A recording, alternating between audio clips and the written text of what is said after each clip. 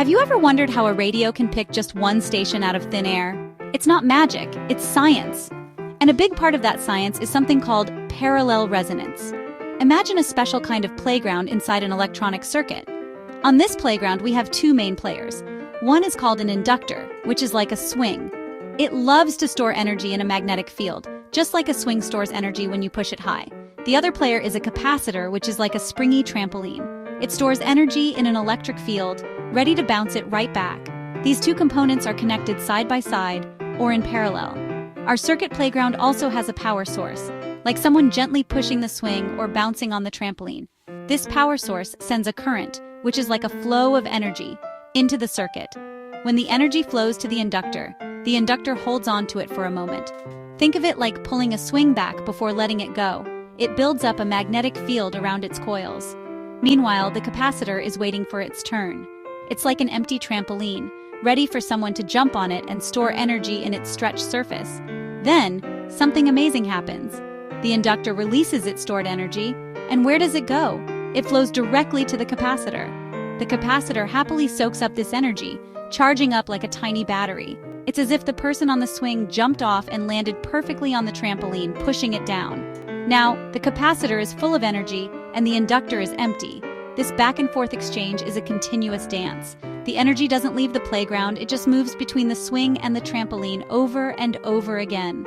This constant swapping of energy between the inductor and the capacitor is the heart of how this circuit works. It's a beautiful rhythmic cycle. The inductor gives its magnetic energy to the capacitor, which turns it into electric energy. Then, the capacitor gives that electric energy right back to the inductor, which turns it back into magnetic energy.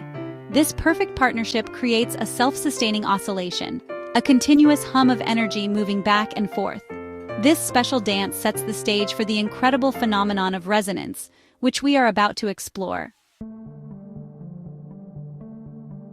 Now, let's think about the currents, which are the flows of electrons, for our two dancing partners. The inductor and the capacitor have a very interesting relationship. They are a bit like opposites. When the inductor's current is at its peak, the capacitor's current is moving in the exact opposite direction. Imagine two people pushing on a revolving door from opposite sides at the same time. If they push with the same force, the door doesn't move at all. The two forces completely cancel each other out. This is similar to what happens with the currents in our circuit. There is one special frequency, a specific rhythm, where this cancellation is perfect. This perfect rhythm is called the resonant frequency. At this exact frequency, the current flowing into the inductor is perfectly equal in size, but exactly opposite in direction to the current flowing into the capacitor. It's like our revolving door example reaching a perfect balance. One current goes one way, the other goes the opposite way, and they neutralize each other.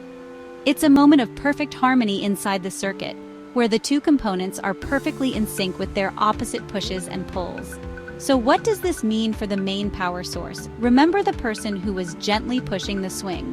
When the inductor and capacitor are busy swapping energy perfectly between themselves, they don't need much help from the outside anymore. The total current that the power supply needs to send into the circuit becomes incredibly small. It's almost as if the circuit is telling the power source, "Thanks, but we've got this. We can keep our energy dance going all by ourselves." The supply just needs to provide a tiny bit of energy to make up for small losses, like friction. This cancellation is the big secret of parallel resonance. Even though there are large currents sloshing back and forth between the inductor and capacitor, an outside observer, the power supply, sees very little activity. The circuit essentially hides its internal high-energy dance. The result is a circuit that looks very quiet from the outside, with a minimal supply current, but is actually a bustling hub of energy exchange on the inside. This unique behavior is what makes parallel resonant circuits so incredibly useful for specific tasks in electronics. When the supply current drops to almost zero at the resonant frequency, the circuit reveals its first superpower. It acts like it has a really high resistance. In electronics, we call this high resistance impedance. Think of impedance as a gatekeeper that decides how much current can flow from the power source. At resonance, the gate is almost completely closed. The circuit rejects the current from the supply, which is why the total current is so small. This is a very important feature. The circuit is essentially saying no thank you to any energy at this specific resonant frequency. But here's where it gets even more amazing. Even though the circuit is rejecting current from the outside, the voltage across the parallel inductor and capacitor can become very, very large. This is its second superpower, voltage magnification. It might seem strange. How can we have a huge voltage with such a tiny supply current? It's because of the large currents that are still circulating inside, between the inductor and capacitor.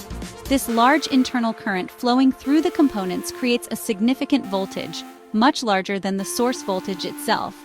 It's like a tiny push on a swing, sending it flying incredibly high. The third superpower is its extreme sensitivity.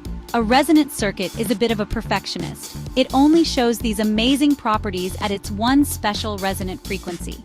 If you change the frequency of the power supply even slightly, the whole effect disappears. The perfect cancellation is lost, the impedance drops dramatically, and the supply current shoots back up. This pickiness is actually a huge advantage. It means we can use the circuit to select one single frequency out of a sea of many different frequencies. It's like having a key that only fits one lock. This combination of high impedance, voltage magnification, and frequency selectivity makes the parallel resonant circuit a powerful tool. It can block a specific frequency, amplify a voltage at that frequency, and ignore all others. These characteristics are not just cool tricks, they are the foundation for many technologies we use every day. By understanding these superpowers, engineers can design circuits that can listen for a specific signal, filter out unwanted noise, and make our electronic devices work much more effectively.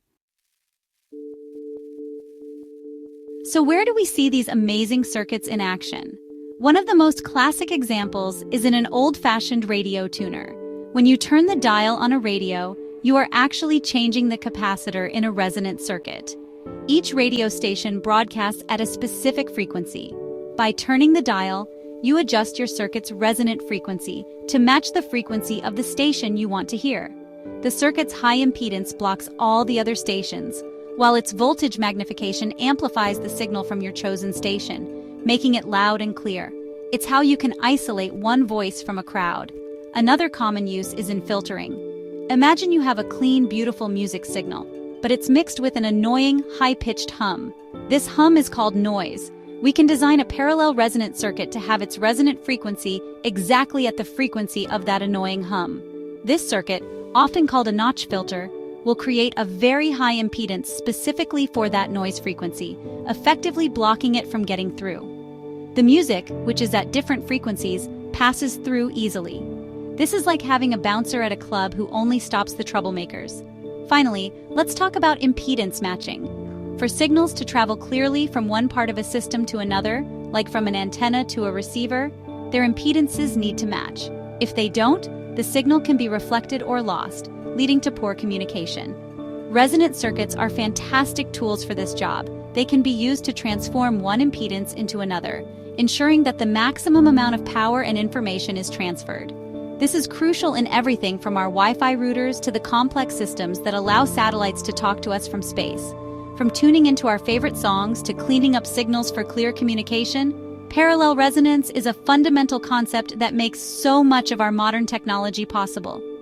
It's a beautiful example of how simple components, like an inductor and a capacitor, can work together in a special partnership to achieve incredible things. By understanding their energy dance and the superpowers it unlocks, we can better appreciate the invisible science that powers our world every single day. The mystery of resonance is solved, and its applications are all around us.